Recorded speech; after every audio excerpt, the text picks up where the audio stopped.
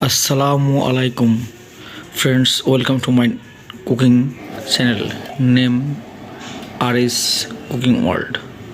Viewers, আপনাদের আমার এই নতুন ইউটিউব চ্যানেলটিতে স্বাগতম জানাচ্ছি। তো আজকে আমরা আপনাদের সামনে খুব সহজেই কক মুরগি রান্না করতে হয় কিভাবে, এবং যেটা আসলে অত্যন্ত সুস্বাদু হবে এবং লোভনীয় হবে। তো সেই আঙ্গিকেই কিন্তু ভিডিওটি মেক করা। সো কোথাও যাবেন না, পুরো ভিডিওটির সাথে থাকবেন। আর যারা নতুন তারা অবশ্যই পুরো ভিডিওটি দেখবেন, তাহলে আপনারা খুব সহজেই সুন্দর এবং আকর্ষণীয় কালারের আপনি মাংস রান্না করতে পারবেন।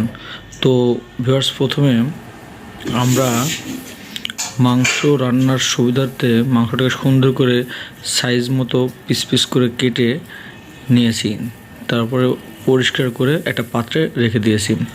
তো এরপরে আমরা বিভিন্ন ধরনের মশলা, বিশেষ করে পেঁয়াজ, রসুন এগুলো কেটে রেখে দিয়েছি, এবং কিছু কাঁচা মরিচ নিয়েছি, যাতে কাঁচা মরিচের আসলে ফ্লেভারটা অনেক সুন্দর হয়, মাংসের একটা ঘ্রাণ আলাদা স্পাইসি ঘ্রাণ থাকে। আর এর সাথে আমরা পেঁয়াজ বাটা, রসুন বাটা, আদা বাটা এই সমস্ত বিভিন্ন মশলা বেটে নেব।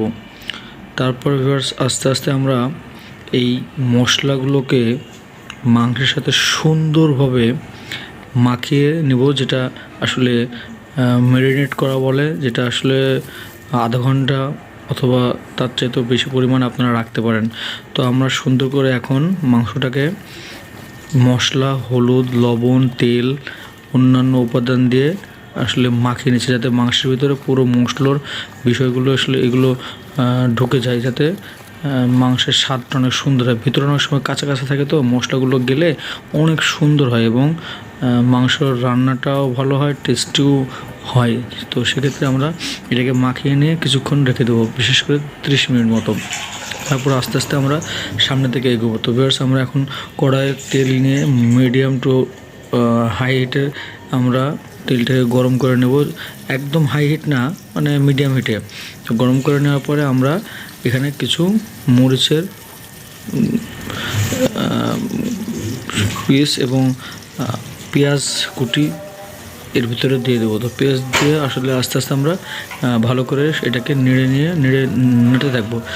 নাড়ার পরে আমরা এর ভিতরে মাংসগুলো আস্তে আস্তে ঢেলে দেবো। ঢেলে দিয়ে আমরা সুন্দর করে এটাকে মাখিয়ে নেব। তো সেক্ষেত্রে আমরা কড়াইয়ে সুন্দর করে আসলে এই মাংসগুলোকে মশলার সাথে মিক্স করে নিচ্ছি। তো মিক্স করে নিয়ে কষানোর পরে আমরা সুন্দর করে এটাকে ঢেকে দেবো। তো আস্তে আস্তে কষানো চলছে। তো ভিউয়ার্স, মাংস রান্না করার ক্ষেত্রে আসলে খুব মশলা বেশি দিবেন, তেল বেশি দিবেন, এতে যে আপনার স্বাদ সুন্দর হবে এরকমটা না, কিন্তু আপনার পরিমাণ মতো প্রত্যেকটা জিনিস যদি আপনি দেন এবং সেগুলোকে সুন্দরভাবে আসলে রান্না করতে পারেন, তাহলে অনেক সুন্দর রান্না হবে এবং খেতেও ভালো লাগবে এবং মাংসটা নরম হবে, তারপরে টেস্টি হবে।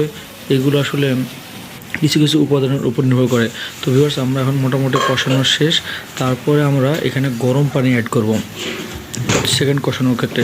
তো কিছু মাংস আছে যেগুলো কক মুরগি একটু শক্ত হয়, সেগুলো সিদ্ধ করতে হলে আমরা অবশ্যই রাখা গরম পানি দিয়ে সিদ্ধ করব। গরম পানি দেবো কিসের জন্য? গরম পানিটা দিলে আসলে মাংসের স্বাদটা অনেক সুন্দর হয় এবং নরম হয় মাংস। তো ঠান্ডা পানি এখানে আমরা ইউজ না করারই চেষ্টা করব। তো ভিউয়ার্স, আমরা গরম পানিতে মোটামুটি সিদ্ধ করে নিচ্ছি। তো সিদ্ধ হয়ে গেলে তারপরে আমরা মোটামুটি আবার আওজানো হয়ে যাওয়ার পরে আবার গরম পানি দিয়ে ভালো করে দ্বিতীয়বারের মতো সিদ্ধ করে নেব। তো এই সমস্ত মাংস রান্নার ক্ষেত্রে 2 থেকে 3 বার সিদ্ধ করে নিলে খুব সুন্দর নরম হয়। আর আপনি যদি চান তাহলে সেক্ষেত্রে 2 বারও আসলে সিদ্ধ করতে পারেন। তো আমাদের মোটামুটি পানি দেওয়া এটাই হচ্ছে লাস্ট পানি দিচ্ছি। তো পানি দেওয়ার পরে মাংসটা সুন্দর একটা কালার আসবে, তারপরে আমরা এটাকে ঢেকে দেবো। ঢেকে দিয়ে সিদ্ধ করে নেওয়ার পরে যখন আমরা দেখবো মাংস খাওয়ার মতো উপযোগী নরম হয়ে গেছে, তখন আমরা মাংসটাকে আসলে উঠিয়ে নেব। তো ভিউয়ার্স, আসলে বিষয় হচ্ছে কি যে আপনি কোনো কিছু যখন রান্না করবেন তখন আপনার সবসময় মাথায় একটা বিষয় রাখবেন যে পরিমাণ মতো আপনি মশলা দিচ্ছেন কিনা, তেল দিচ্ছেন কিনা, তারপরে লবণের পরিমাণটা আপনি একটু মোটামুটি লেভেলে দিলেই হবে।